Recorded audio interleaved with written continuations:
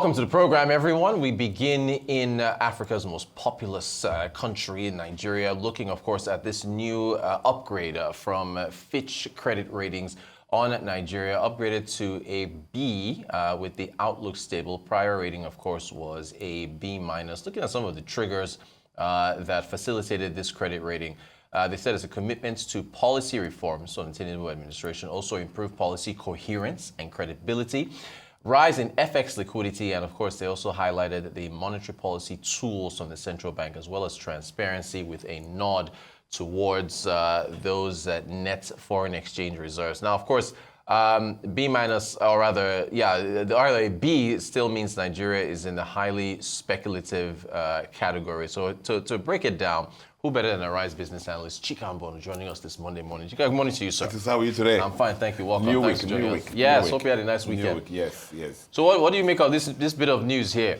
Well, I mean, we always believe that governance of a country, especially, requires the president or leaders to take hard decisions sometimes. Yeah.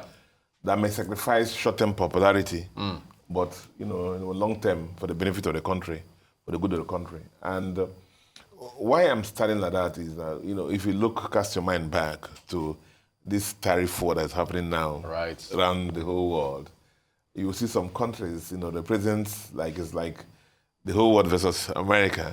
And so countries are taking their position, and you see some presidents taking some hard decisions on how to protect the economies of their country. And before Tinubu came to power, we had the 8 years of Buhari government, and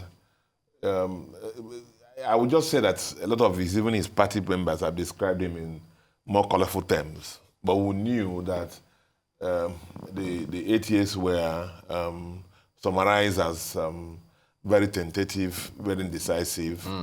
The president was claiming that he was very populist, and as I described it sometimes, so it didn't take a lot of hard decisions that for the good of the country they could have taken. Yeah. He didn't take them. I described President Buhari one time as like that surgeon that on his shift, he had a woman that needed one of the breasts to be cut off because to be alive for the breast cancer, she had breast cancer. Mastectomy. Yeah, mastectomy for breast cancer. And, but the president was a doctor on that shift, and he didn't want to be that doctor that cut off somebody's breasts, and so he pushes it to the next shift because he wants to be popular. Yeah. Even men that fight prostate cancer have, in the process of being alive, making a choice to be alive, have lost penile functions. Yeah. So the hard decisions are required a lot of times to drive through the country. Well, I've also said in this program several times that no matter who won in the last election, there were key issues because we already identified them before the election, and we talked about them even represent Buhari regime, that this country was broke, and there's no way we could have sustained the fuel subsidy thing. Yeah. And the multiplicity of exchange rates was also not doing the country any good. And so the Tinubu regime came in, took those decisions. We knew, of course, there were consequences of those decisions. One of them was going to be inflation immediately. Of course, yeah. And multiple inflation for that because fuel subsidy, exchange rate. People have said, they could have taken decisions differently, but it happened. We have things against them, and how they've handled the consequences or the effects of those. But what's happening now is the country is profiting from some of those decisions. So you can see the Fitch rating that moved from -B to +B, which is stable. And then somebody will ask for our viewers, the way we normally do this program, rating agencies worldwide, for purpose of viewers, help in rating the companies and countries, provide a rating for them to enable them be able to go out there in the international finance market, to be able to raise money, or even give confidence to investors coming to the country. And so the pluses for us, therefore, include the fact that that will happen. Yeah. It will be easier to borrow now at lower interest rates because the higher your risk, the higher you charge. Right. You are charged by those who want to give you money. Yeah. So the lower rating, better rating we have now will help in that. The other thing also is that foreign portfolio investors and other investors who want to come to our country will see that the risk is moderated. And so that's that. So the government has, profited from the hard decisions it's taken, even though we say that the consequences are not being handled properly. Yeah. Remember exchange rate liberalization and the subsequent things CBN had done to make sure that's more transparency in the FX market. The issues that go down to, petroleum. The Dangote refinery coming on stream. Yeah. Remember the program, what we did 2 days ago on the balance of payments. That's right. Again, positive. Remember what we did about 3 or 4 days ago on net exchange reserves. Yeah. Those are things that happen when you take the right decisions, and there's a consequence. But you see, what has happened now is that I must come out and tell, because people are going to cut my head. Yeah. The president must know that the Nigerian citizens are suffering the consequences of these decisions. So even though he's getting these affirmations, from people like Fitch, but the citizens of the country have not profited from this. They benefited from these ratings.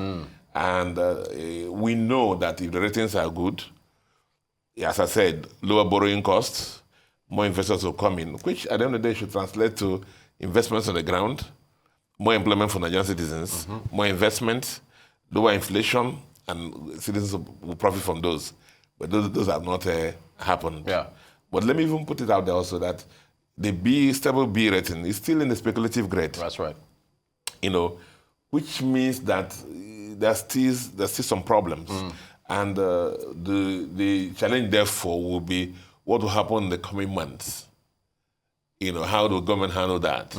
Would there be consistency in the implementation of the policies so that they don't revert? And that's when the citizens of the country can actually get benefit of them. Right.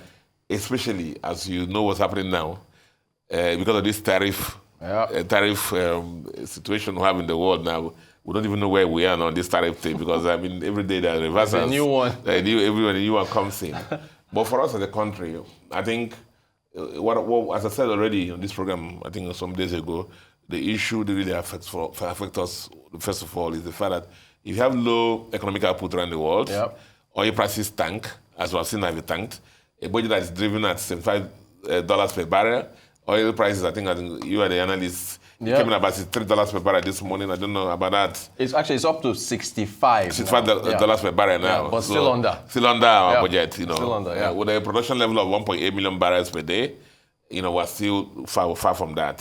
So that may put a lot of pressure on our dollar naira exchange rate.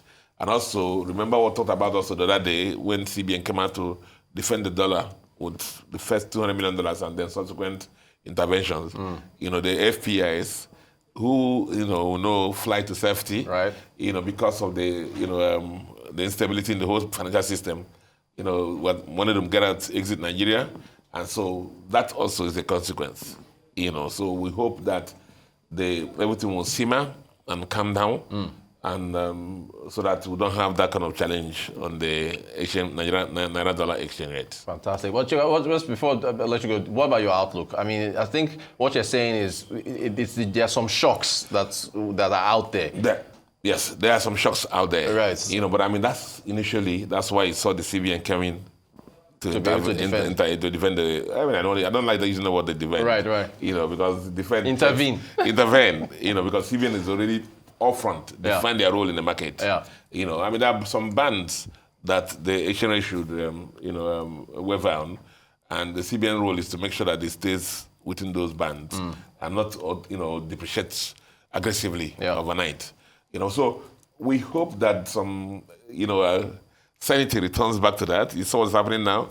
The boxing match between the two largest economies in the world is moderating, and now they're saying some, as you asked the question during your rundown, they're saying some of the electronics are not are exempted from the tariff war. So hope that will lead to shaking of hand between the two large economies and peace will thank God Europe has said we'll hold we'll shoot our swords, we'll hold we won't fire. Canada also, so maybe that will provide some sanity required. And so the shaking that would have happened in our own economy here, will be moderated. Right. Because, when they sneeze. No, it's also catch the cold. Yeah, yes. We'll see how things work out. All right, business analyst Chika Mbonu. Chika, thank you so much for the breakdown on that upgrade from Fitch rating.